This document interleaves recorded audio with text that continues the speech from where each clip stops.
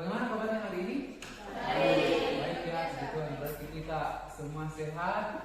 Nah, saya ucapkan selamat bertemu kembali untuk kelas ini. Dan hari ini kita punya agenda yaitu membuat keyakinan kelas. Ya, ada yang sudah tahu apa itu keyakinan kelas? Silakan. Kalau ada yang mau berkomentar, menjawab pertanyaan saya, silakan. Ya, Tiara, sudah angkat tangan ya. Tiara, silakan. Menurut kamu Tiara, keyakinan kelas itu apa? Sebuah peraturan kelas. Sebuah peraturan kelas. Oke, yang lain ada? Oke, cukup ya, nanti akan lebih kita tahu apa itu keyakinan kelas setelah kita buat bersama-sama. Nah, sebelum saya masuk dalam agenda pembuatan keyakinan kelas, sebaiknya kita ice breaking dulu supaya relax ya. Nah, ice breakingnya itu permainannya yaitu ular dan cacing. Toh, ular dan cacing, kemudian gajah dan semut. Kalau ular itu panjang apa pendek? Panjang. Kalau cacing? Pendek. Oke. Kalau gajah besar tidak? Besar. Kalau semut? Kecil. Nah, jadi kalau saya bilang ular, harusnya Anda merentangkan tangan kan panjang. Berarti ular panjang, tapi tangannya pendek. Kalau cacing pendek, tapi tangannya panjang. Oke. Kemudian gajah besar ya, harusnya besar itu berat, tapi gerakannya kecil, jadi dia berlawanan. Paham ya? Nah, baik, kita coba. Permainan mulai. Ular.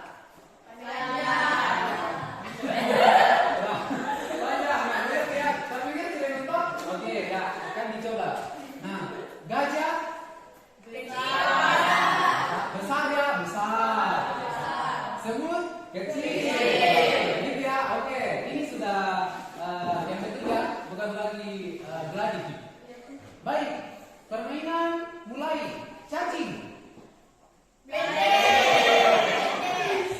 Oke, ular.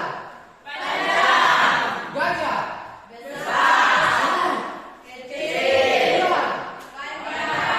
Ular.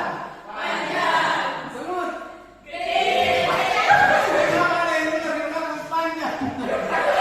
Semut. Oke, cukup ya. Saya kira cukup. Nah, semoga permainan ini membuat kita lebih rileks ya. Jadi nanti kalau menyusun peraturan kelas sampai di keyakinan kelas nggak ada yang ragu-ragu ya. Nah, tahapan yang kita melewati untuk pembuatan keyakinan kelas dimulai dulu dari yang namanya peraturan kelas. Nah, peraturan itu yang akan kita ubah menjadi keyakinan kelas. Tapi sebelum saya lanjut, tadi Tiara sudah menjelaskan bahwa keyakinan kelas itu adalah peraturan kelas. Ya, yang lain kira-kira sama atau tidak? Tidak ya? Nah, Triwanti, sama tidak? Peraturan kelas itu biasanya dalam bentuk kalimat yang begitu rinci. Misalnya, membuang sampah pada tempatnya, datang tepat waktu. Toh, itu semua peraturan dan jumlahnya biasanya banyak. Kalau keyakinan kelas itu adalah juga bersumber dari peraturan kelas, tapi dia dalam bentuk nilai-nilai universal. Misalnya tadi, datang tepat waktu. Itu masuk nilai apa? Disiplin. Toh, kayak begitu dia. Disiplin. Misalnya, kalau kita buat peraturan kelas yang biasa begini, datang tepat waktu, mengumpulkan tugas tepat waktu. Toh, tapi semuanya sebetulnya hanya satu nilai, yaitu sama-sama disiplin. Nah, itu yang kita membuat hari ini. Toh? Nah, setelah kita buat keyakinan kelas karena itu kesepakatan bersama, maka itu yang akan menjadi pedoman kita dalam menjalankan atau beraktivitas dalam kelas. Ya? Sudah paham ya? Baik, sekarang saya akan bagikan kertas ini atau post-it untuk kamu tuliskan peraturan kelas. Silakan buat sebanyak-banyaknya, baru kita tempelkan di papan tulis. Baru kita buat sebagai sebuah keyakinan. Silakan ditulis, ya, peraturan kelas. Ingat kita peraturan.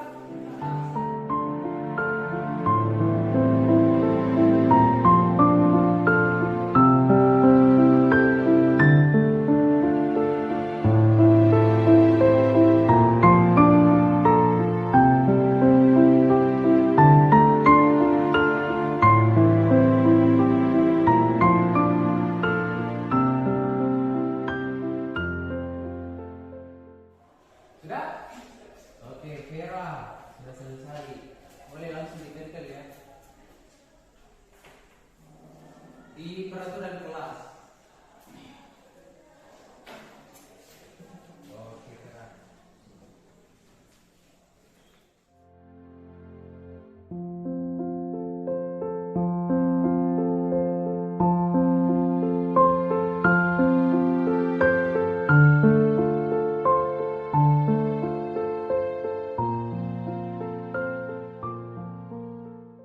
Ada serangkaian peraturan yang kita sudah buat bersama-sama, ya.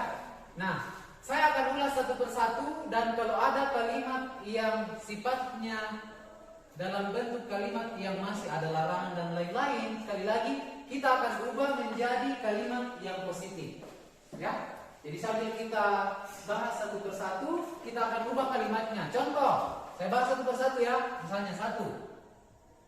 Tidak ribut di kelas saat KBM sedang berlangsung. Nah, kemudian tidak membuang sampah di sembarang tempat, saling menghargai. Nah, yang ketiga ini sudah sifatnya kalimat positif. Nah, yang pertama dan yang kedua ini kita harus ubah dulu dalam bentuk kalimat yang positif. Contoh misalnya, apa tadi? Tidak ribut di kelas saat KBM sedang berlangsung. Kira-kira apa kalimat positifnya? Ya? Tertib saat pembelajaran. Nah, tolong adik bantu tuliskan saya supaya yang di depan satu itu kita ubah dulu dalam bentuk kalimat yang positif. Kemudian tidak membuang sampah sembarang tempat. Maka kalimat positifnya adalah membuang sampah pada tempatnya. Tolong dia tuliskan. Ya, lanjut ya. Tidak boleh ribut di kelas saat pembelajaran. Saya kira sama tadi ya yang kita mau ubah. Kemudian tidak boleh makan di kelas saat pembelajaran. Berarti kalimat positifnya apa?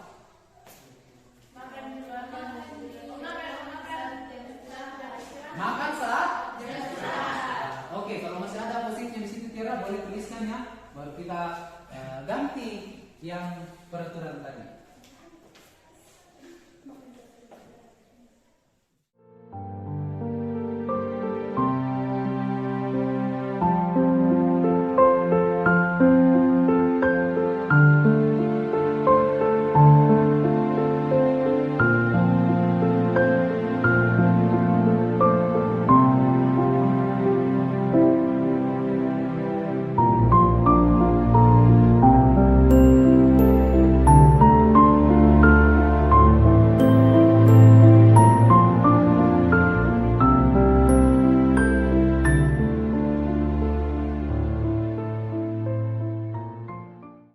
Kalimat-kalimat kita ini sudah ada dalam kalimat positif, tapi dia sifatnya masih aturan kelas. Nah, sekarang kita akan ubah peraturan-peraturan ini menjadi sebuah keyakinan kelas. Ada yang masih ingat tadi apa keyakinan kelas? Yaitu oke, nilai-nilai keyakinan universal atau nilai-nilai yang berlaku, entah agamanya orang apa, entah sukunya orang apa, entah budayanya apa, semua nilai-nilai itu berlaku di mana saja. Itulah yang disebut dengan nilai universal. Nah, sekarang kita akan kelompokkan peraturan-peraturan ini. Tidak ribut di kelas saat KBM, kemudian mengikuti pelajaran, tertib saat mengikuti pelajaran ini sama. Tidak ribut, oke sama.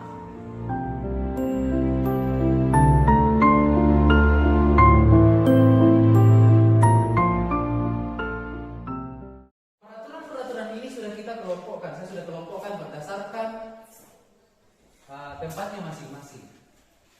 Tidak ribut di kelas saat KBM sedang berlangsung, mengikuti pelajaran, datang tepat waktu, mengumpulkan tugas tepat waktu, tertib saat pembelajaran, kemudian tidak terlambat. Saya sudah diubah tadi ya, datang tepat waktu. Kira-kira itu masuk nilai apa? Kalau datang tepat waktu, mengumpulkan tugas, masuk dalam nilai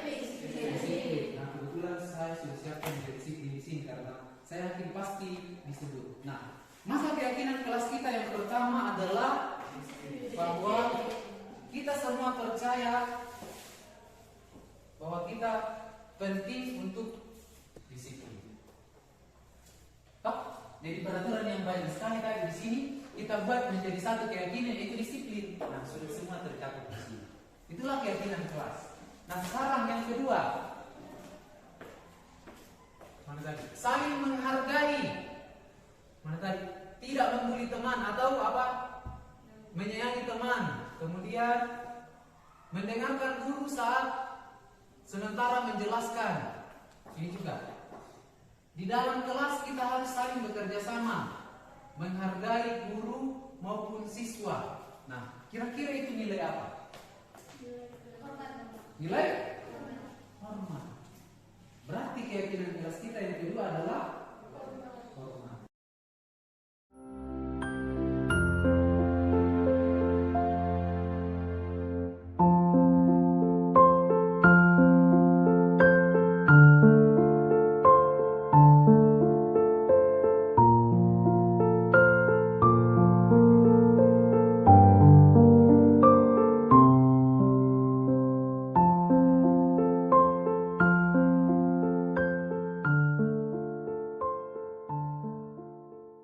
Peraturan kelas yang kamu tuliskan berapa jumlahnya? 2, 4, 6, 8, 10, 12, 15 jumlahnya. Tapi ada yang saya bilang tadi, dia masuk dalam nilai yang sama, dan kita sudah buat dalam bentuk keyakinan kelas seperti ini. Maka inilah keyakinan kelas kita, yaitu kelas 12 IPS, bahwa semua warga kelas percaya bahwa disiplin itu penting. Toh? Kemudian juga harus saling hormat atau menghargai, ya.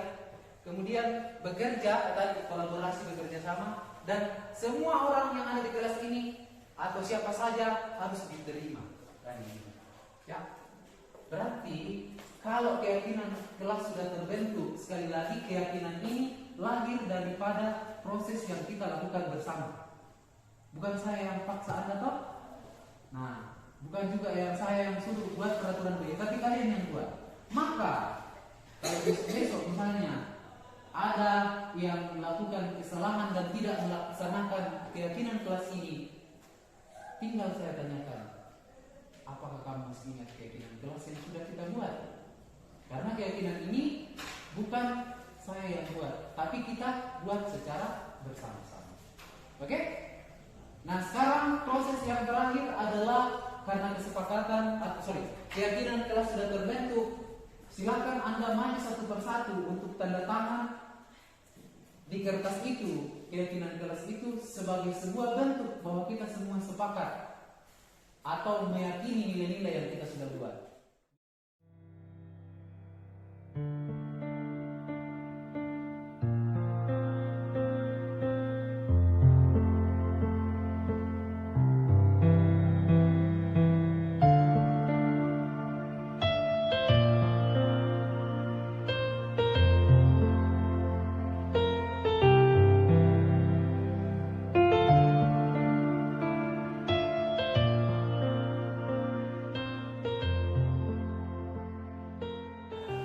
Dengan selesainya kita tanda tangan keyakinan kelas, itu artinya bahwa keyakinan kelas kita sudah terbentuk. Nah, tugas kita sekarang karena sudah ada, tinggal melaksanakan keyakinan kelas ini. Ya, semoga apa yang kita sepakati hari ini menuntun kita untuk senantiasa melakukan kebaikan. Dan terakhir, saya mengucapkan terima kasih atas partisipasi Anda semua dalam penyusunan keyakinan kelas. Semoga apa yang kita sepakati dapat kita jalankan bersama. Terima kasih. Oke, sekarang kita. Saya kira cukup. Boleh istirahat. Nanti masuk kembali setelah istirahat untuk melanjutkan pembelajaran. Sekali lagi terima kasih. Semoga apa yang kita lakukan senantiasa menjadi berkat buat kita semua. Terima kasih.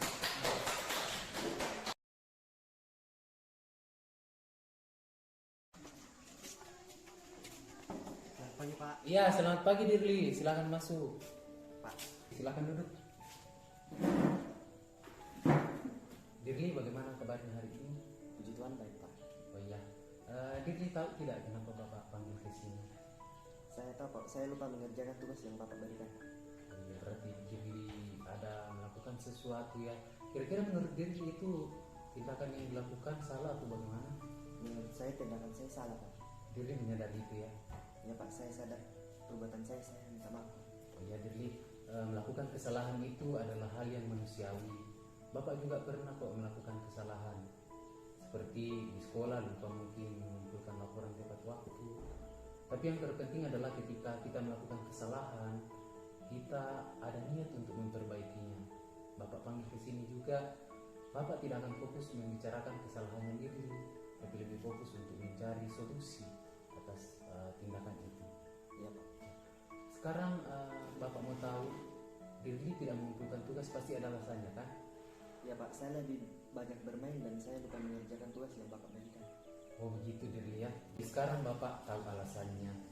Nah sekarang mari kita bicarakan keyakinan kelas dan keyakinan sekolah kita. Apa yang kita percayai. Apakah Dirli masih ingat? Dan nilai apa yang Dirli tidak tunjukkan atau lakukan di sini? Ya Pak, saya masih ingat yang saya tidak tunjukkan adalah tanggung jawab dan disiplin waktu. Oh iya. Bagus, berarti kamu masih ingat tentang keyakinan kelas yang sudah kita sepakati ya Dirli. Nah, kalau begitu Dirli, apakah sudah dijalankan semua kesepakatan itu? Belum Pak, belum semua yang saya jalankan. Oke, sekarang mari kita fokus untuk mengindahkan keyakinan kelas yang kita sudah sepakati itu. Nah, kalau tindakan yang Dirli lakukan tadi, kira-kira adakah rencananya Dirli untuk mengatasi persoalan ini atau kesalahan ini? Iya Pak, saya akan mengurangi bermain saya dan saya akan membuat jadwal di mana saya akan mengerjakan tugas agar saya tidak lupa mengerjakan tugas lagi Pak.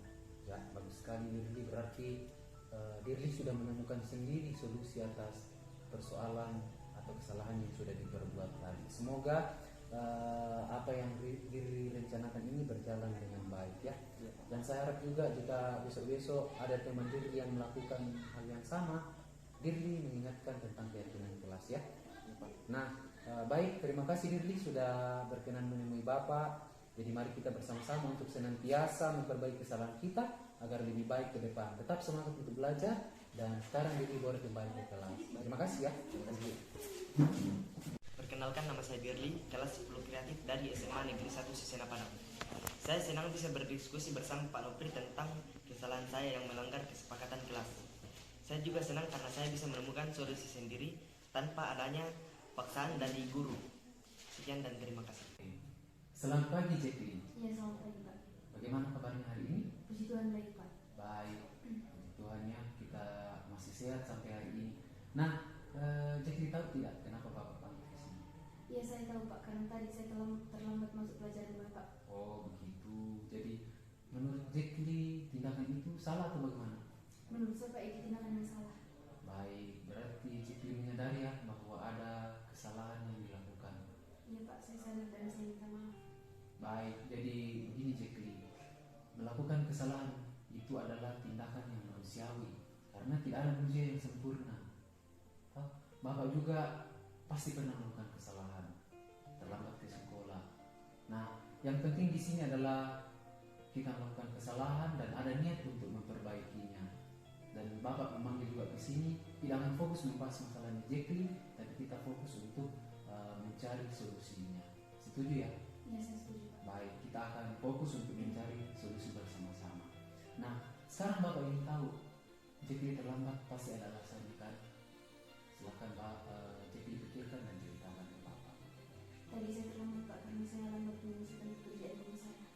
Oh, berarti sebelum ke sekolah ada pekerjaan rumah yang dikerjakan dulu ya? Iya. Baik, nah sekarang Bapak tahu alasannya. Kita kembali mengingat kesepakatan kelas atau keyakinan kelas yang kita sudah sepakati, apa yang kita percaya. Kira-kira menurut Jacqueline, kesepakatan atau keyakinan kelas apa yang kamu tidak tunjukkan? Keyakinan kelas yang saya langgar Pak adalah disiplin Pak. Oh, disiplin ya yang dilanggar. Nah sekarang pertanyaannya Bapak, bagi Jacqueline, disiplin itu penting tidak? Sangat penting Pak karena dapat membuat saya tidak terlambat balik ke sekolah dan dapat membuat saya lebih menghargai waktu lagi Pak. Baik, betul sekali ya Jacqueline, bahwa ketika kita disiplin itu banyak hal yang bermanfaat bagi kita, seperti bisa menghargai waktu, pekerjaan juga tidak menumpuk,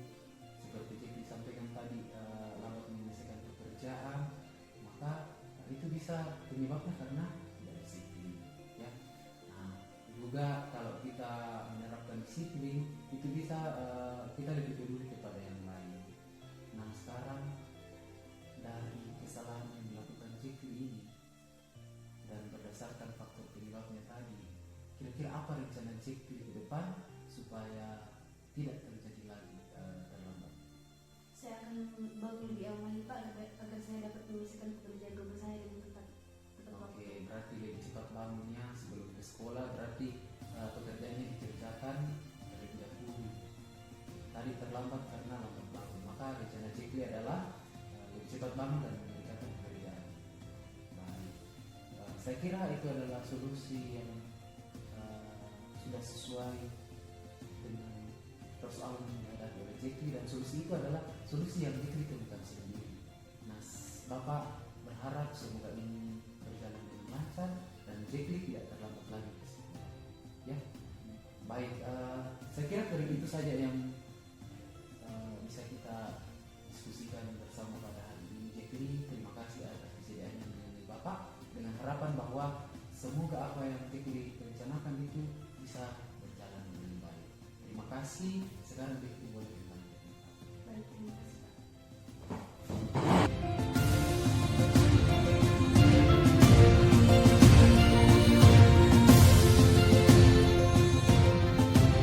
Pertama-tama saya mau sampaikan bahwa saya berdiri di sini membawakan materi, tapi bukan berarti saya berdiri untuk mengajari dan menggurui Bapak Ibu guru. Karena saya yakin bahwa apa yang saya paparkan hari ini mungkin kita sudah pernah dapat atau bahkan sudah pernah dipraktekkan. Apalagi di sekolah kita ini sudah banyak Bapak Ibu guru yang senior, yang sudah pasti pengalaman mengajarnya itu lebih banyak. Kalau saya mungkin masih sekedar teori dan juga bagian daripada proses belajar. Maka hari ini sekali lagi saya membawakan ini bukan untuk mengajari, tetapi bentuk daripada tuntutan tugas yang saya harus bagikan apa yang saya dapat dari kegiatan guru penggerak. Nah, adapun tuntutan tugasnya adalah menyebarkan pemahaman dan pengalaman penerapan budaya positif.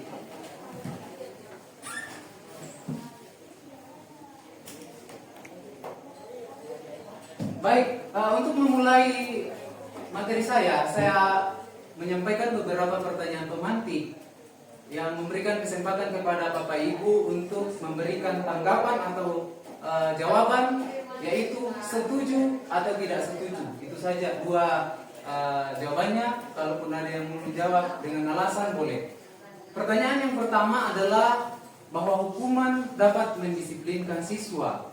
Kemudian yang kedua, pemberian hukuman dengan hal positif seperti membaca atau membersihkan halaman sekolah dapat meningkatkan disiplin anak. Dan yang ketiga, memberikan penghargaan dapat meningkatkan motivasi belajar anak. Ya, saya kira itu pertanyaan pemantiknya untuk mengarahkan kita, dan mungkin akan menjadi pertanyaan pengarah yang akan kita dapatkan nanti di beberapa materi yang akan saya sampaikan. Saya berikan kesempatan kepada Bapak Ibu guru untuk menjawab. Silakan. Pertanyaannya cuma ini saja, setuju atau tidak setuju. Kalau ada yang mau menjelaskan alasannya, boleh. Silakan. Jadi yang pertama, hukuman dapat mendisiplinkan siswa. Apakah kalau kita menghukum itu kita setuju bahwa itu mendisiplinkan siswa? Yang kedua, pemberian hukuman dengan hal positif seperti membaca atau membersihkan halaman sekolah dapat meningkatkan disiplin anak. Dan ketiga, memberikan penghargaan dapat meningkatkan motivasi belajar. Ya, silakan Ibu. Jawabannya setuju saya kan? Ya. Ya. Kalau saya setuju, Oke. setuju. Untuk semua pernyataan? Iya, untuk semua Oke. pernyataan. Baik, terima kasih. Masih ada lagi ya, Ibu Gunawan? Silakan. Terima kasih. Kalau saya 2-3 setuju. Kalau nomor 1 kan di situ dikatakan hukuman dapat mendisiplinkan anak. Kita lihat dulu hukuman yang bagaimana, itu yang nomor 1. Dalam artian bahwa apakah hukuman dengan maksudnya dipukulkah atau bagaimana, kan itu maksudnya itu sudah tidak berlaku lagi. Baik, berarti setuju atau tidak, Bu? Ya, saya tidak setuju. Saya katakan tadi nomor 1 itu tanda tanya buat saya karena kan tidak dijelaskan di situ hukuman yang bagaimana. Baik. Dalam bentuk yang bagaimana. Terima kasih. Masih ada lagi? Ya, Pak David silakan. Kalau 23 ya saya setuju. Kalau yang satu sudah lagi yang kedua yang setuju. Ya. Sedangkan kalau itu yang di atas ya kalau penduduk itu ya saya tidak setuju. Sesuai dengan keadaan sekarang yang kita dihantui dengan sampah. Jadi 23. Baik Pak, terima kasih. Bicara lagi. Ya Pak Ibu Len. Terima kasih. Ini pendapat saya di 2 dan 3 memang saya sepakat. Poin satu saya yang kedua, soalnya menurut saya hukuman hanya merubah sementara, Ya. tapi tidak merubah karakter dan kualitas dari presiden. Jadi kita memberikan hukuman yang bisa. Jadi kalau misal saya yang harus seperti itu. Baik, terima kasih. Ucapkan apresiasi untuk Bapak Ibu yang telah menyampaikan jawabannya tentang pertanyaan tadi. Harap diingat-ingat pertanyaan tadi karena ini akan kita dapatkan dalam beberapa materi yang saya sampaikan. Yang pertama bahwa konsep kunci daripada modul budaya positif yang saya dapatkan, yang pertama adalah perubahan paradigma belajar, disiplin positif dan nilai-nilai kebajikan universal, kemudian teori motivasi, hukuman dan penghargaan, serta restitusi, keyakinan kelas, kebutuhan dasar manusia dan dunia berkualitas, restitusi atau 5 posisi kontrol, dan segitiga restitusi. Saya kira ini yang akan kita diskusikan bersama-sama pada hari ini.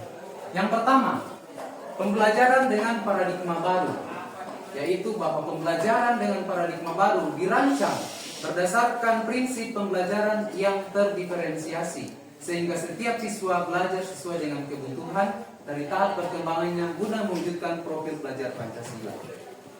Ya, sebagaimana kita tahu bahwa kurikulum sekarang adalah kurikulum merdeka, dan itu diadopsi daripada pemikiran Ki Hajar Dewantara yang mengatakan bahwa pendidikan itu bertujuan mengantar anak-anak untuk mendapatkan kebahagiaan. Contoh tadi yang pertama yang di poin pemantik, apakah dengan hukuman itu siswa bisa disiplinkan? Ya, mungkin saja untuk sementara sebagaimana yang disampaikan tadi Pak Immanuel. Tetapi pertanyaannya adalah apakah siswa-siswa yang kita hukum itu mendapatkan kebahagiaan? Sementara tujuan pendidikan menurut Ki Hajar Dewantara adalah mau mengantarkan siswa-siswa kita ini untuk mendapatkan kebahagiaan. Karena yang namanya belajar itu manusia harus merdeka. Ya, itu. Jadi sekali lagi bahwa pembelajaran sekarang sudah bergeser ke paradigma, yaitu bahwa pembelajaran itu harus berpusat pada murid atau sesuai dengan kebutuhan murid. Maka muncullah konsep pembelajaran diferensiasi. Nah, kebetulan modul ini saya juga belum dapat, mungkin di modul 2 nanti. Lanjut.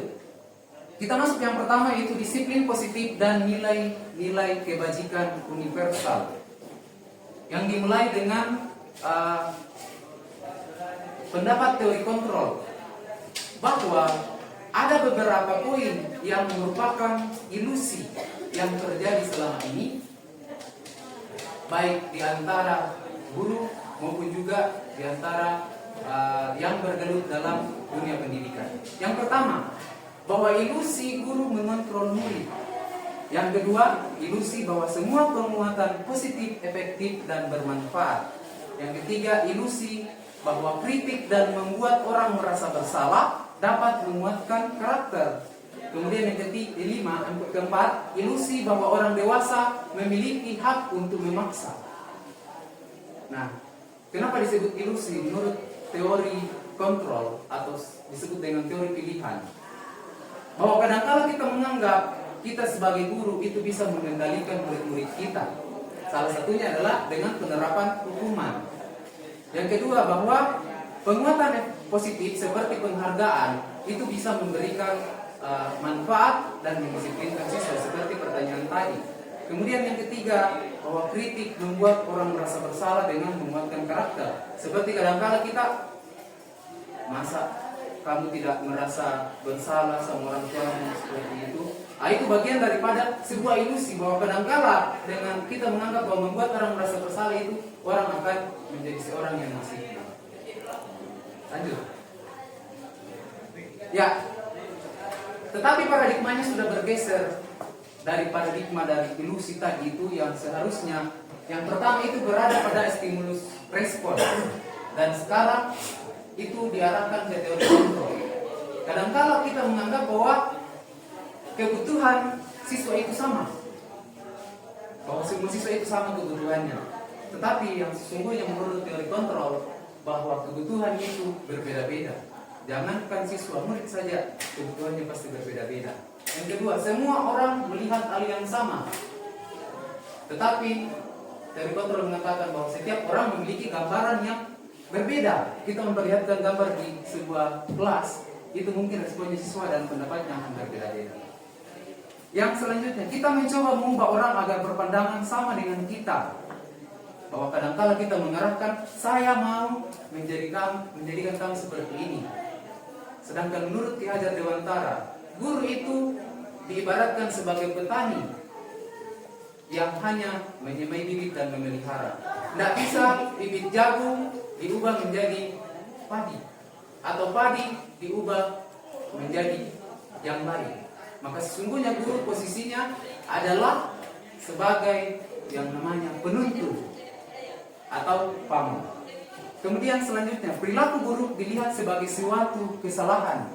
Sementara dalam teori kontrol, semua perilaku memiliki tujuan. Contoh, murid kita tidak datang menggunakan seragam sekolah, pasti ada tujuannya.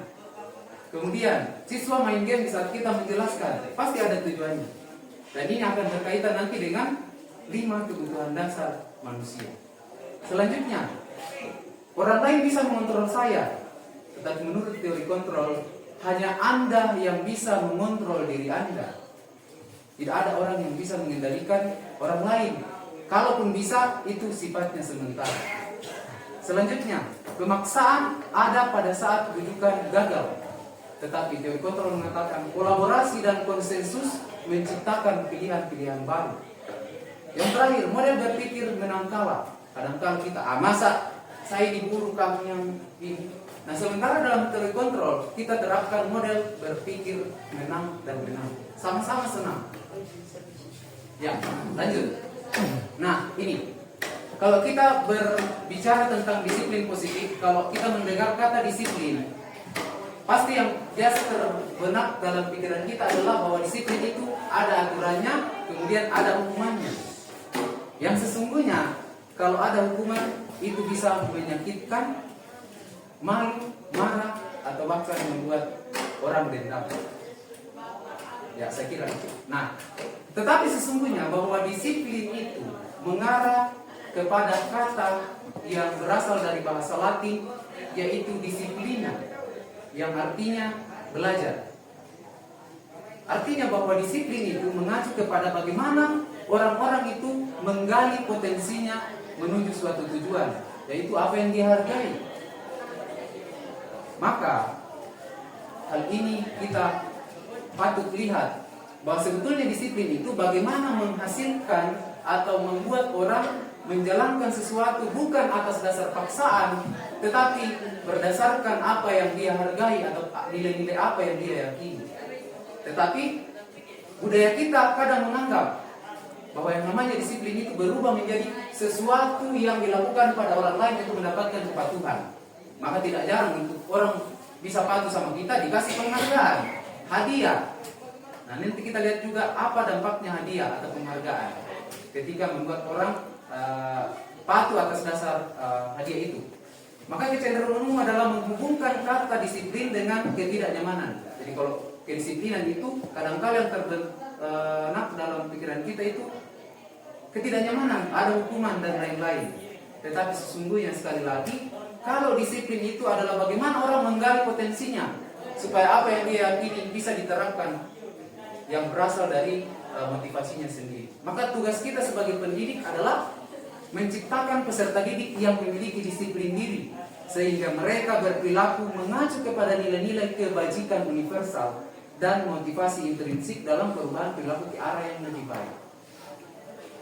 Modul yang diajarkan kepada kami di sini, saya lihat bahwa tujuannya adalah bagaimana siswa-siswa kita patuh di sekolah itu bukan atas dasar kendali orang lain, Tetapi bagaimana kita menanamkan nilai-nilai kepada siswa lewat disiplin positif supaya mereka melakukan itu bukan karena takut dihukum, bukan karena mengejar penghargaan. Itu yang mau disampaikan. Lanjut. Menurut Ki Hajar Dewantara, untuk menciptakan kemerdekaan atau dalam konteks pendidikan, bahwa menciptakan murid yang merdeka, syarat utamanya adalah harus ada disiplin yang kuat. Jadi Ki Hajar Dewantara tadi mengatakan pembelajaran harus berpusat kepada murid.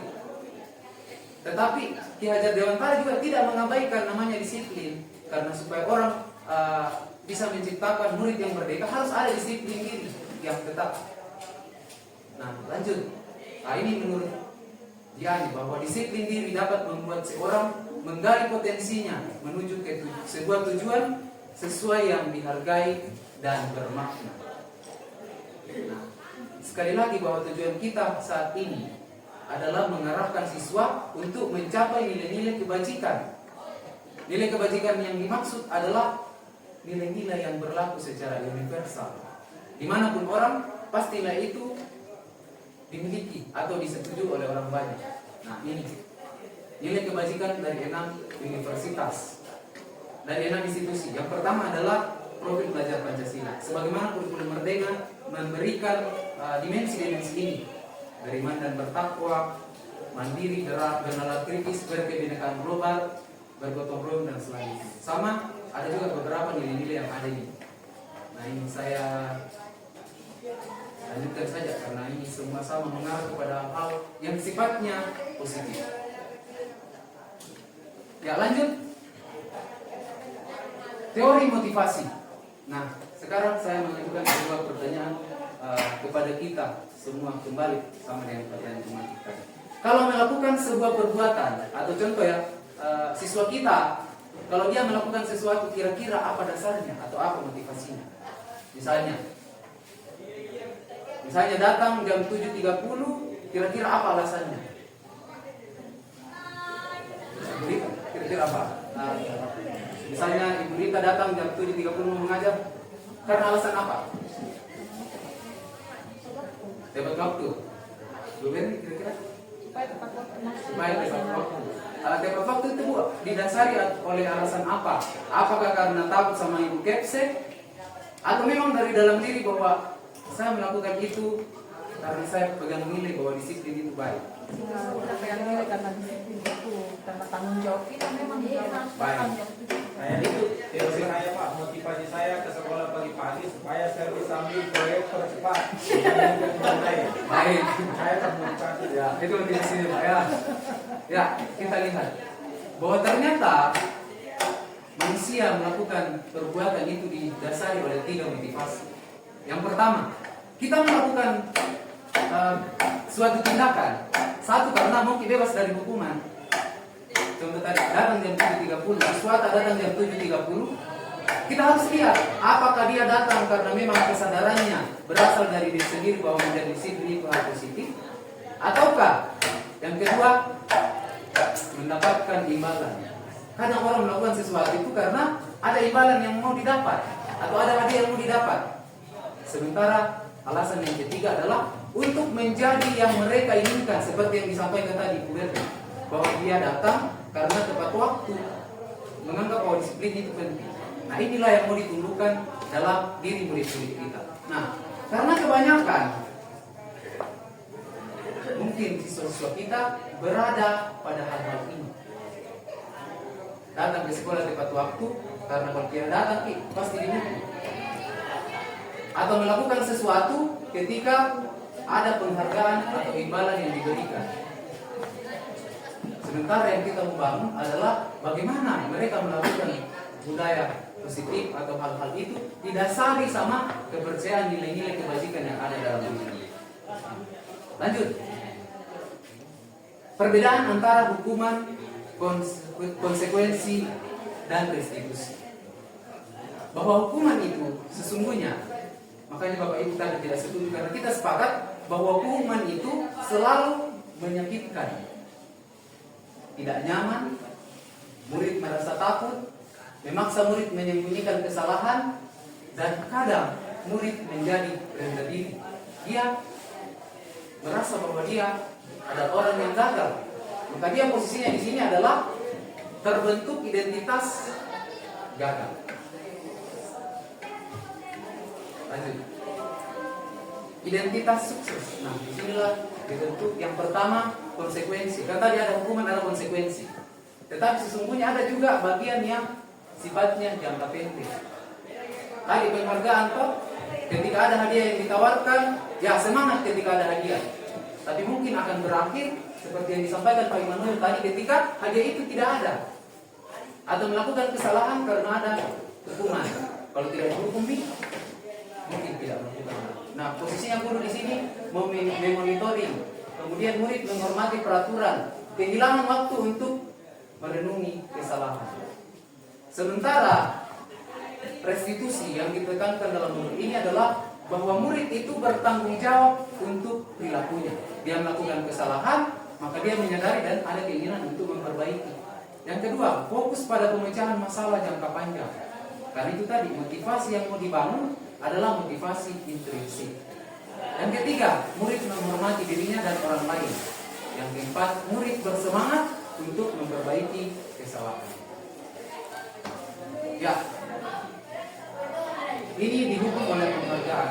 Memang ada bergeser sedikit judulnya. Pertanyaan saya, apakah penghargaan tadi itu yang di pertanyaan pemantik itu efektif untuk membuat siswa disiplin? Nah, yang pertama, bahwa saat ini kita berulang kali menjanjikan hadiah kepada anak agar berlaku bertanggung jawab. Jadi kadang kalau supaya anak itu nanti kalau lulus sekolah saya belikan ini, kalau nilainya bagus saya kasih sepeda misalnya. Atau kadangkala seorang murid diberikan sesuatu yang sifatnya tawaran, dalam artian diiming-imingi hadiah. Kemudian selanjutnya karyawan juga di suatu kantor, siapa yang bagus kinerjanya dikasih penghargaan nanti, mungkin bonus dan lain-lain. Tetapi menurut Alfred Hall, bahwa penghargaan berlaku sama dengan hukuman adalah cara mengontrol perilaku seseorang yang menghancurkan potensi untuk pembelajaran yang sesungguhnya. Penghargaan yang kita berikan itu orang semangat bukan atas dasar yang berasal dari dalam dirinya, tetapi fokus untuk mengejar hadiah yang kita memberikan. Lanjut. Nah, dihukum oleh penghargaan ini ada beberapa poin. Pengaruh jangka pendek dan jangka panjang. Penghargaan merusak hubungan. Penghargaan mengurangi ketepatan. Penghargaan menurunkan kualitas, mematikan kreativitas, menghukum. Dan yang terakhir adalah bagaimana penghargaan yang berasal dari dalam diri atau sifatnya intrinsik. Aduh, lari-lari. Pengaruh jangka panjang dan jangka pendek. Jadi yang namanya penghargaan itu efektif ketika kita mengharapkan orang disiplin dalam jangka pendek. Mengapa? Karena kalau kemungkinan besar penghargaan dalam sifatnya hadiah itu sudah berhenti, maka kemungkinan besar orang berhenti juga. Penghargaan tidak efektif. Penghargaan akan didapat jika melakukan sesuatu hal. Jadi orang itu akan saling bersaing. Kemungkinan besar bukan misalnya nanti yang ranking 1 dapat hadiah. Orang tidak fokus sama proses yang dilakukan, tetapi bagaimana mengejar apa yang ditawarkan tadi.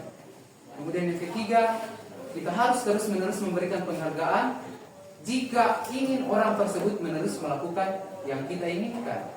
Nah, contoh kecil kemarin saya pernah menerapkan ini pada saat pembagian rapor. Itu di semester 1. Pas semester 2 bagi rapor dibacakan nanti, mana hadiahnya Pak? Tidak ada. Wah, teriak siswa satu kelas. Itu adalah bentuk ketergantungan. Mungkin saja siswa melakukan sesuatu itu atas dasar ada hal yang dikejar, bukan atas nilai-nilai yang dipegang. Nah, penghargaan itu merusak hubungan. Kenapa kadang merusak hubungan itu penghargaan? Karena orang akan merasa iri. Orang yang diberikan penghargaan itulah yang menganggap dirinya saya yang sukses. Sementara orang yang tidak mendapat penghargaan akan merasa, wah saya ini gagal. Dan merasa menjadi orang yang paling dihakimi. Lanjut.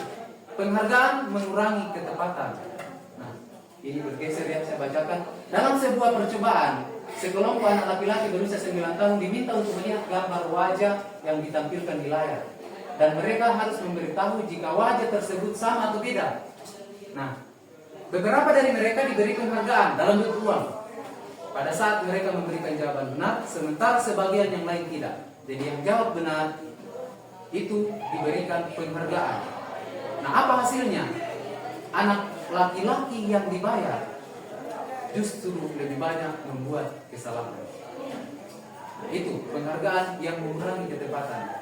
Jadi kadang-kala karena penghargaan itu orang lebih fokus di situ. Selanjutnya, penghargaan menurunkan kualitas. Contoh, di sebuah perusahaan, ini di artikel ini, di sebuah kantor, katanya pegawai itu diberikan iming-iming atau penghargaan. Nah, ketika sedang menulis sebuah naskah, bahwa jika beritanya bagus, maka akan diberikan penghargaan juga. Sementara kinerjanya itu bagus pada saat ada penghargaan. Tetapi setelah penghargaan itu tidak ada, imbalan itu tidak ada, justru yang tidak mendapatkan penghargaan tadi lebih bagus kita memberikan. Nah, penghargaan mematikan kreativitas. Saya kira sudah ini. Nah, ini yang penting. Motivasi dari dalam diri. Saya tidak tahu kenapa ini bergeser-geser. Ya, saat seorang anak belajar untuk pertama kalinya menggabungkan huruf-huruf. Jadi pada saat anak kita belajar, pada saat pertama kali dia bisa membaca, mungkin kadang kita memberikan penghargaan, dikasih hadiah. Tetapi sesungguhnya menurut teori budaya positif, kita mengambil kebahagiaan apa yang dia rasakan. Itu tandanya bahagia ketika di sini dikatakan bola matanya atau kegembiraan itu dilihat dari bola matanya yang memberikan raut wajahnya yang memberikan senyuman. Itulah kebahagiaan sesungguhnya yang berasal dari dalam dirinya, yang sementara dia rasakan bahagia.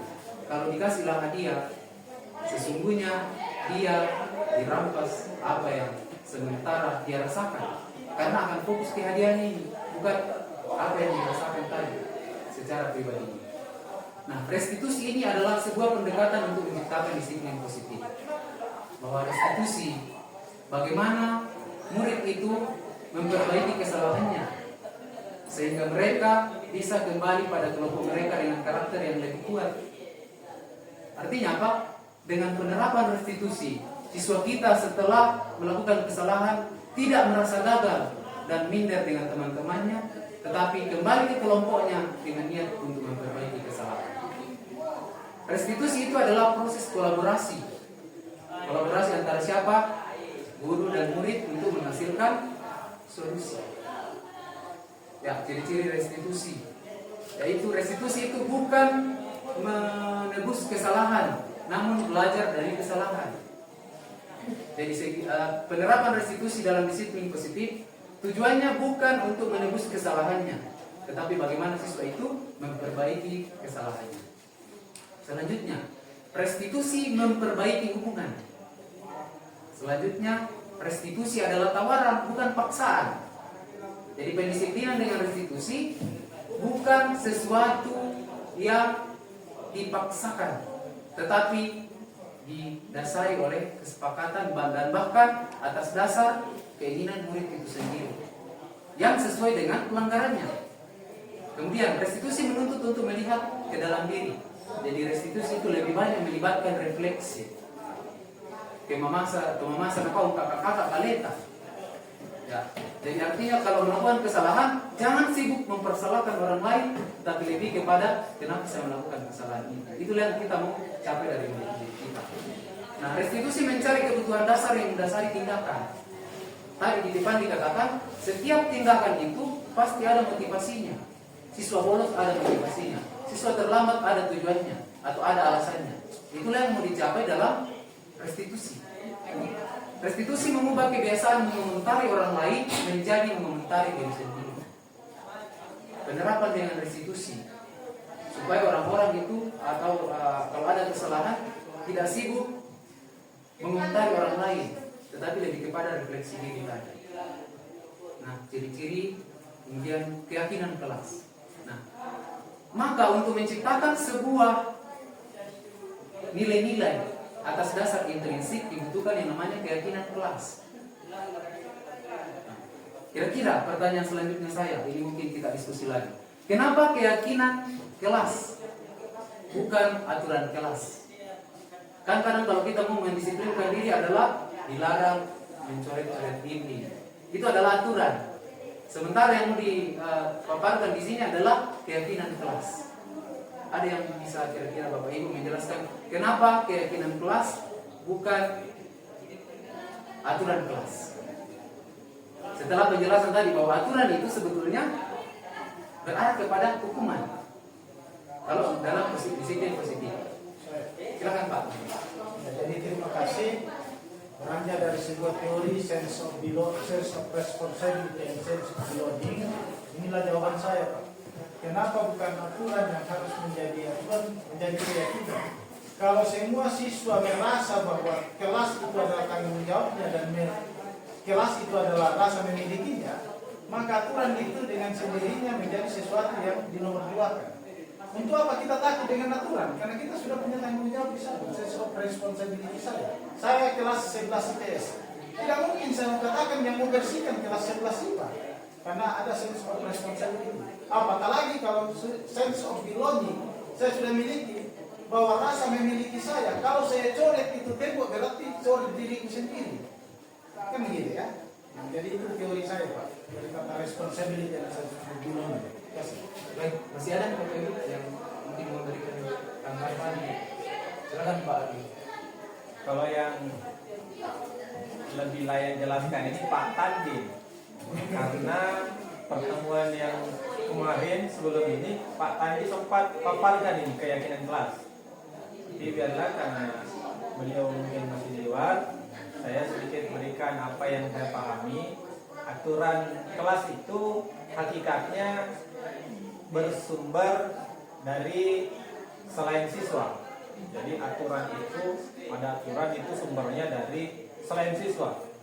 Nah, kalau keyakinan kelas itu sumbernya antara kesepakatan antara siswa dan guru. Situ titik perbedaan yang sangat mencolok.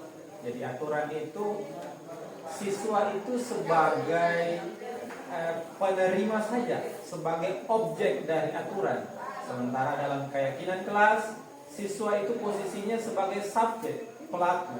Dia yang menentukan sendiri hal-hal apa yang dibutuhkan di kelas, hal-hal apa yang tidak dibutuhkan di kelas. Jadi konsepnya intinya saja bahwa aturan kelas sumbernya dari selain siswa, keyakinan kelas adalah aturan atau kesepakatan yang sumbernya dari kesepakatan siswa dan guru. Mungkin itu yang saya. Terima kasih. Terima kasih Pak Adi. Masih ada nanti? Materi apa tadi? Oke, materi sudah tidak ada. Ini alasannya Bapak Ibu. Mengapa keyakinan kelas bukan aturan kelas?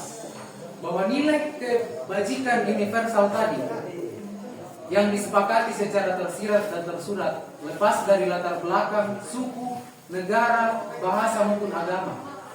Keyakinan kelas adalah satu disiplin positif yang kita yakini bersama, yang berasal dari penyatuan pikiran untuk menjadi nilai-nilai kebajikan untuk diturunkan di kelas-kelas. Jadi yang disampaikan tadi Pak Matius, ketika orang sudah sadar dari dalam dirinya sendiri, maka itulah sesungguhnya disiplin yang sifatnya positif. Yang berasal dari apa? Keyakinan kelas. Maka untuk melahirkan motivasi intrinsik dibutuhkan yang namanya keyakinan kelas. Keyakinan itu sudah disampaikan tadi Pak Arwin bahwa dia berasal dari kesepakatan siswa, dia sendiri yang buat. Maka kalau dia melanggar, kita tidak sibuk menyampaikan, saya sudah sampaikan aturannya begini, tetapi kita tinggal tanyakan apa yang kita sudah sepakati, keyakinan apa yang sudah kita sepakati. Nah, itulah yang dimaksud dengan mengapa keyakinan kelas bukan aturan kelas. Nah, pembentukan keyakinan kelas itu sifatnya abstrak. Kemudian hanya pernyataan universal dibuat dalam bentuk positif, simple, sesuai yang dapat diterapkan. Semua kelas hendaknya ikut berkontribusi. Jadi karena tadi kesepakatan, maka semua siswa ikut terlibat, bukan gurunya yang dikte. Nah, maksudnya itu dibuat dalam bentuk positif. Biasanya kan kalau kita membuat peraturan itu dilarang. Maka yang harus kita buat adalah bagaimana aturan itu dibentuk atas dasar keyakinan kelas yang sifatnya positif. Contoh ini untuk anak SD ya. Setiap anggota kelas perlu belajar. Setiap anggota kelas perlu senang. Dari nilai ini misalnya, artinya apa? Tersirat bahwa orang tidak boleh mengganggu orang lain. Karena dalam kelas itu harus senang. Yang dibuat kelas 5 misalnya. Selalu bersikap positif, senantiasa menjadi diri terbaik, percaya dan menghormati orang lain serta barang milik orang lain. Biasanya kan aturan ini dilarang mengambil barang orang lain. Maka dibuatlah yang positif, percaya dan menghormati orang lain serta barang milik orang lain. Itulah bedanya aturan dengan keyakinan kelas. Ya, untuk kelas 7 SD ini dia. Hormat, kami meyakini bahwa sangat penting untuk menghormati orang lain dan barang milik orang lain. Kemudian bekerja, kami meyakini bahwa sangat penting untuk mengerjakan segala pekerjaan atau mengikuti kegiatan yang telah ditugaskan. Ini kan disiplin. Itulah yang dibuat dalam bentuk positif. Ya, ini juga adalah kegiatan tugas saya dan tugas kamu, tugas guru dan tugas murid. Ini bisa kita juga buat di kelas kita. Nah, tugasnya guru adalah mengajar, sementara tugasnya murid adalah belajar. Tugasnya guru adalah mendidik, sementara tugas siswa adalah mencoba. Nah, atau ini tugasnya guru bukan menyakiti atau disakiti. Guru tugasnya bukan menyakiti atau disakiti. Jadi berkaitan dengan itu yang sekali lagi sifatnya dibuat dalam bentuk yang kalimat positif. Nah, pertanyaan yang selanjutnya, mengapa kira-kira siswa kita itu kadang melanggar peraturan? Mungkin ada lagi Bapak Ibu yang memberikan alasannya kira-kira. Mengapa mungkin siswa itu kadang lain daripada yang lain? Kita sementara menjelaskan, dia sibuk main game di belakang. Ya, silakan Bapak Ibu di komentar. Kira-kira siswa melakukan itu karena apa? Saya. Silakan Ibu. Ya. Siswa melakukan itu biasa juga karena ingin diperhatikan. Ya. Cari perhatian. Supaya perhatian gurunya itu sampai-sampainya ada di dia. Terima kasih Bu. Masih ada?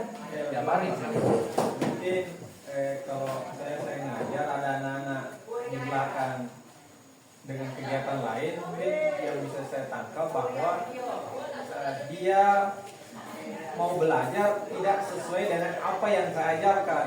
Artinya apa yang dia harapkan tidak sesuai dengan apa yang saya berikan. Jadi dia mungkin cari aktivitas yang membuat dia senang.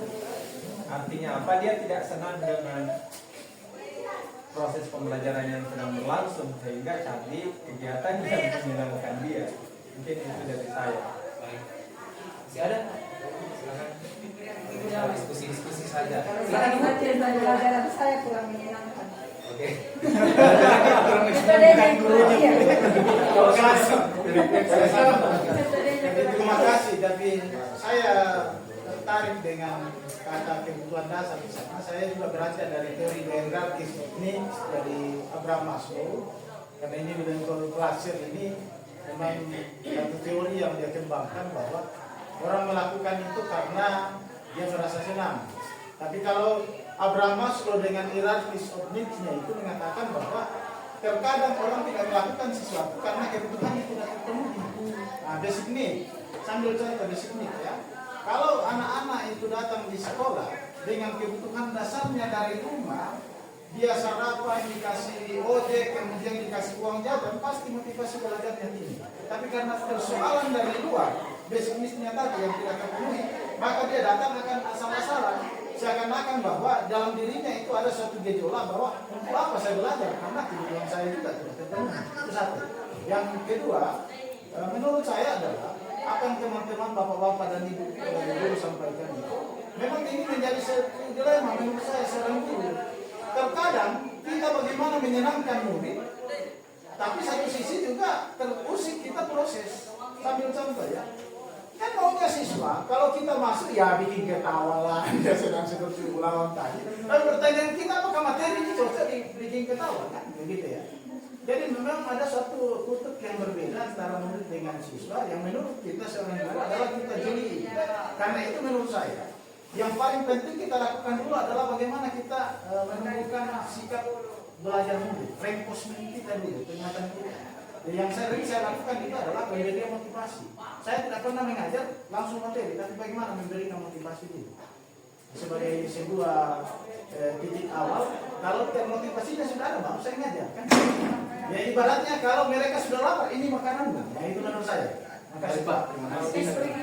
Ya, saya kira apa yang sudah disampaikan Bapak Ibu Guru itu sudah sesuai dengan apa yang disampaikan oleh William Lasser di atas kebutuhan dasar manusia. Nah, sesungguhnya kita manusia punya kebutuhan dasar 5 di atas. 1, kebutuhan bertahan hidup. Bagaimana mungkin siswa kita semangat belajar di kelas sementara rumahnya kebanjiran? Maka tugas guru adalah memahami mengapa mereka melakukan itu. Maka sikap tadi misalnya inilah yang ditekankan dalam segitiga diskusi nanti, bahwa penting untuk tahu alasannya ini tindakannya siswa. Lanjut, kebutuhan akan penguasaan. Nah, siswa kita itu kadang butuh juga, atau manusia itu butuh juga akan penguasaan untuk menguasai orang lain. Lanjut, kebebasan atau kebutuhan akan pilihan. Seperti tadi disampaikan Bapak Ibu Guru, mungkin pembelajaran saya tidak menarik atau apa yang lain. Nah, siswa mungkin menginginkan pilihan yang berbeda. Itu terus mungkin saja ya. Itu kebutuhannya. Makanya ada yang main game di belakang. Kalau bukan alasan main game, dia berada kepada apa? Posisi kebutuhan untuk merasa senang. Manusia itu butuh senang. Anak-anak yang sibuk main game di belakang mungkin karena rasa senangnya tidak terpenuhi, terlalu sibuk di rumah. Sehingga apa? Dia lampiaskan main game di belakang. Kalau bukan alasan tadi. Selanjutnya, kebutuhan akan kasih sayang dan rasa diterima. Disampaikan tadi, cari perhatian. Mungkin anak ini karena tidak mendapat perhatian, tidak diterima oleh lingkungannya, sehingga malas untuk masuk belajar. Misalnya, ada siswa yang pernah saya dapati tidak mau masuk kelasnya. Apakah pelajarannya menarik atau tidak berguna? Bukan itu. Tetapi ternyata dalam komunitas itu mereka tidak disayangi oleh orang lain. Kenapa? Karena dia tidak merasa nyaman. Berarti kebutuhan dasarnya akan di mana lingkungan itu membuat dia merasa tersayangi dan diterima tidak terpenuhi. Maka Bapak Ibu Guru, sampai di sini kita melihat tugas kita ini berat. Karena harus satu persatu siswa kita minimal tahu apa kebutuhannya mereka. Ya, selanjutnya.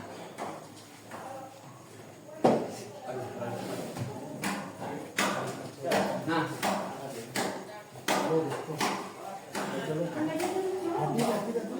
ya, maka dalam pikiran manusia dengan kebutuhan dasar ini, ada dalam kebutuhan dasar manusia itu disebut dengan dunia yang berkualitas. Nah, dunia berkualitas itu kayak mana?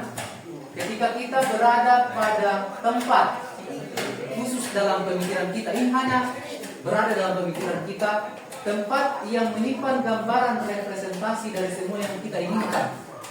Saya mau senang, saya terpenuhi kebahagiaan. Ini adalah dunia berkualitas. Maka urutannya adalah ketika kebutuhan dasar manusia terpenuhi tadi 5, maka dia berada pada dunia yang berkualitas. Tapi sesungguhnya itu sulit dicapai. Makanya di sini dikatakan Anda tidak bisa tinggal di sana.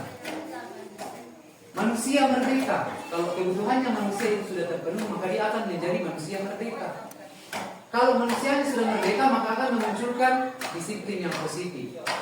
Kalau terpenuhi semua kebutuhannya, dan lahirlah motivasi itu. Tidak perlu lagi disuruh-suruh lagi begini. Ketika mulai daripada kebutuhan dasarnya terpenuhi dan disiplin positifnya muncul. Ya, sekarang kita melihat 5 posisi kontrol yang mungkin sering kita mainkan sebagai guru. Nah, 5 posisi kontrol ini saya kira sudah pernah juga dibawakan ini dengan guru-guru lain. Pertama, sebagai penghukum, pembuat merasa bersalah, teman, pemantau, dan manajer. Nanti kita lihat kira-kira lebih banyak berada pada posisi mana. Pertama, seorang penghukum bisa menggunakan hukuman fisik dan bahkan hukuman verbal. Orang yang menjalankan posisi penghukum senantiasa mengatakan bahwa sekolah memerlukan sistem atau alat yang dapat lebih menekan murid dan lebih lagi. Kata-kata yang mungkin sering diucapkan, patuhi aturan saya atau awas. Kamu selalu saja salah. Selalu pasti selalu yang terlambat selesai. Nah, ini posisinya penghukum. Ditandai dengan apa? Biasa dengan nada suara tinggi, bahasa tubuh, mata melotot, dan jari-jari menunjuk atau menghardik. Apa yang bisa muncul dari sini? Murid marah dan bentak, bahkan agresif, mencoret-coret meja, bahkan mungkin merusak kendaraan guru. Nah, makanya sering ada kasus di sekolah-sekolah itu motor gurunya dikempeskan murid, karena mungkin berada pada posisi yang diterapkan adalah posisi kontrol penghukum.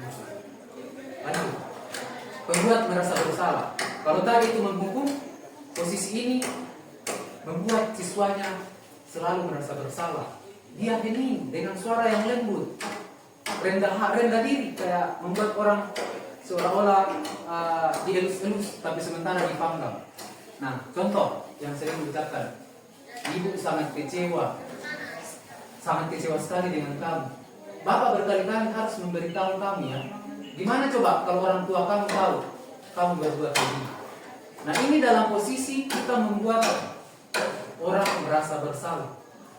Nada suara memeles halus, jadi bahasa tubuh meratap pada anak lesu, kayak dipelan pelan. Kalau nggak tahu orang tua kira-kira bagaimana rasanya. Nah, apa yang muncul atau hasil yang muncul akan merasa bersalah, gagal. Dia merasa bahwa dia lah yang paling gagal, tidak mampu membahagiakan orang lain.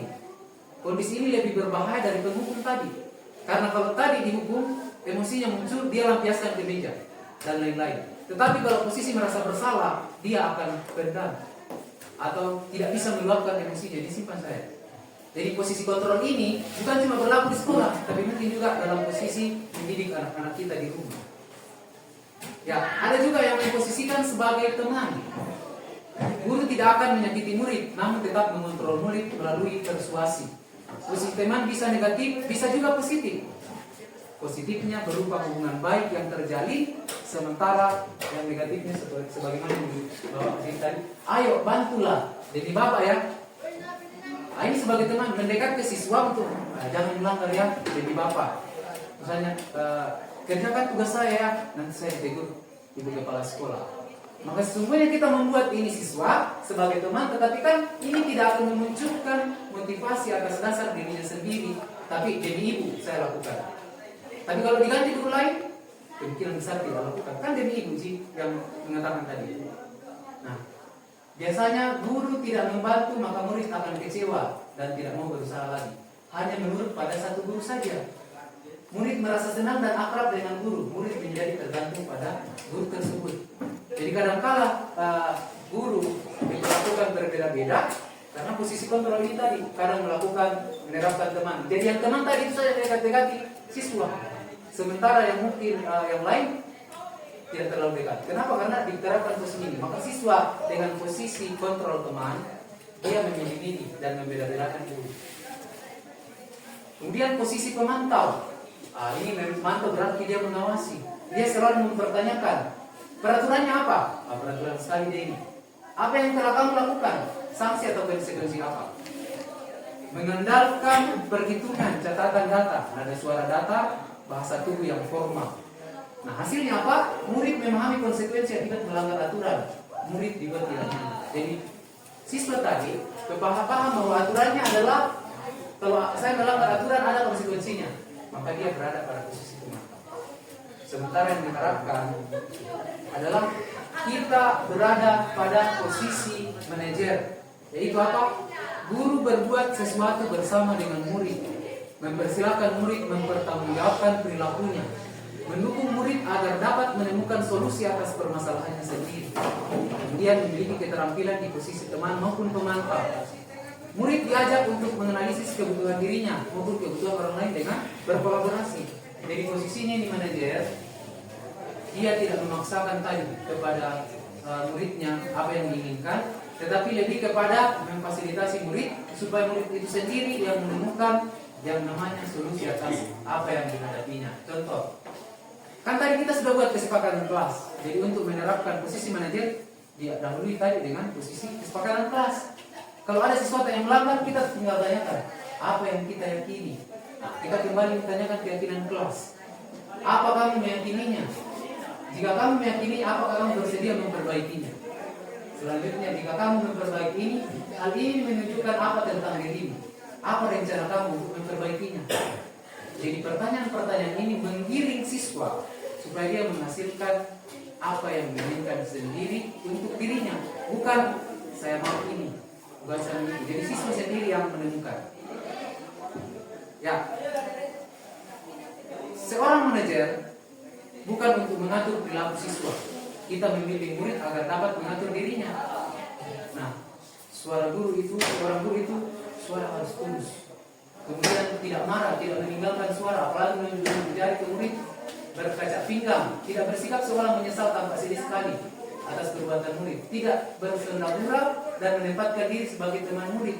Maksudnya begini adalah, kadang-kala kalau ada siswa yang melanggar, kita tetap tahu dan lain-lain, itu kadang-kala memposisikan kayak guru itu kehilangan di bawah, padahal siswanya lagi melanggar.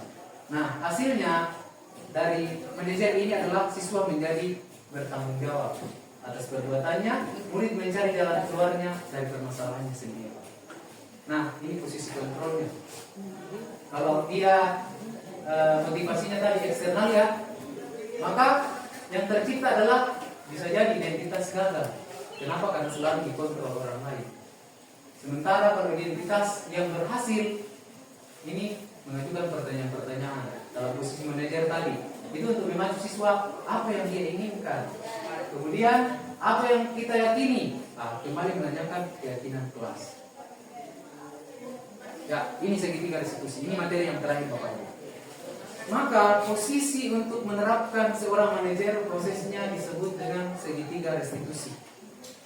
Yang pertama dimulai dengan menstabilkan identitas. Yang kedua, memvalidasi tindakan yang salah dan menanyakan keyakinan. Yang pertama, menstabilkan identitas. Kalau siswa kita kadang-kadang melakukan kesalahan itu karena merasa bahwa dia akan merasa gagal. Kalau siswa kita melakukan kesalahan, kembalikanlah dia pada posisinya bahwa melakukan kesalahan itu adalah hal yang manusiawi. Kita kembalikan dia bahwa ini hal yang mungkin semua manusia lakukan. Terlambat misalnya, apa kita tidak pernah terlambat? Kan sama juga. Maka pertama, stabilkan identitasnya supaya dia tidak merasa menjadi orang yang gagal. Berbuat salah itu tidak apa-apa, tidak ada manusia yang sempurna. Saya juga pernah melakukan kesalahan seperti itu. Kita bisa menyelesaikan ini. Bapak tidak tertarik dengan siapa yang salah, tetapi lebih tertarik untuk mencari solusi dari permasalahan ini. Kamu berhak merasa begitu. Apakah kamu sedang menjadi teman yang baik buat diri sendiri? Nah, ini adalah pertanyaan-pertanyaan yang bisa mengembalikan murid kepada posisinya, yaitu mengembalikan identitas. Yang kedua, validasi tindakan yang salah. Nah, menurut teori kontrol tadi, semua tindakan manusia baik atau buruk pasti memiliki tujuan. Maka apa yang harus kita lakukan? Buat siswa kita mengutarakan apa yang menjadi alasannya melakukan tindakan itu.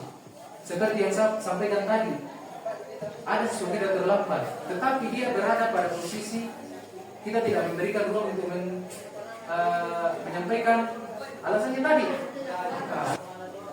Untuk menangani kesalahan, minimal validasi tindakan yang salah itu, mengungkapkan apa alasan murid melakukan itu. Dan yang terakhir adalah menanyakan keyakinan. Setelah kita tahu alasannya, maka tanyakan kembali apa keyakinan kelas yang kita sepakat. Karena tadi kan buat kesepakatan, maka yang penting adalah kesepakatan itu kita tanyakan kembali sama murid. Bukan kita sampaikan, kita buat begini atas dasar perintah kita. Tetapi atas dasar kita kembalikan apa yang dia yakini tadi bersama teman-temannya. Saya tidak terlambat datang. Tanyakan kembali. Kita sudah pernah buat kesepakatan itu. Apa pentingnya buat kamu? Nah, kamu mau jadi orang seperti apa? Nah, saya kira ini adalah bagian daripada menanyakan keyakinan. Ya, saya kira itu saja yang bisa saya paparkan Bapak Ibu. Mohon maaf apabila apa yang saya sampaikan itu tidak seperti dengan yang Bapak Ibu inginkan, tetapi minimal apa yang saya dapatkan dalam guru penggerak saya bagikan meskipun mungkin tidak maksimal sampai di Bapak Ibu. Kenapa? Karena dalam guru penggerak kita diajarkan untuk bagaimana bahwa kemajuan di sebuah sekolah itu tidak bisa berjalan tanpa berjalan beriringan. Karena kalau misalnya selalu guru penggerak yang dijadikan karena kan dia guru penggerak. Sementara sekolah itu butuh yang namanya kolaborasi, kita bergerak bersama-sama. Maka slogannya itu adalah bergerak, tergerak, dan menggerakkan. Dengan adanya guru penggerak bukan berarti dia dimasukkan guru penggerak dan sudah tahu segalanya, enggak. Tujuannya adalah supaya ada perwakilan sekolah dilimpahkan kepada rekan-rekan guru yang lain dan kita bergerak bersama-sama untuk menjadi semuanya menjadi guru penggerak. Ya, saya kira itu yang bisa saya sampaikan. Terima kasih atas atensi Bapak Ibu guru. Mohon maaf jika ada hal yang tidak berkenan. Terima kasih dan saya Luar biasa sekali materinya. Terima kasih Pak Menko atas materi yang dibagikan. Oke, baik Bapak Ibu, sekarang kita masuk dalam sesi tanya jawab. Saya akan membuka sedikit saja karena ada beberapa pemateri jadi kita batasi.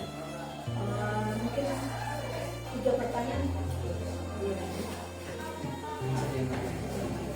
3 pertanyaan, 3 penanya, saya persilakan.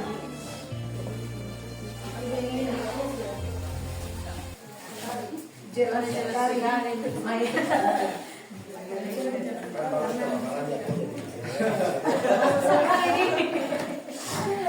Oke, mungkin kalau memang sudah tidak ada yang bertanya, YouTube banyak terima kasih kepada Pak Noprianto untuk materinya. Selamat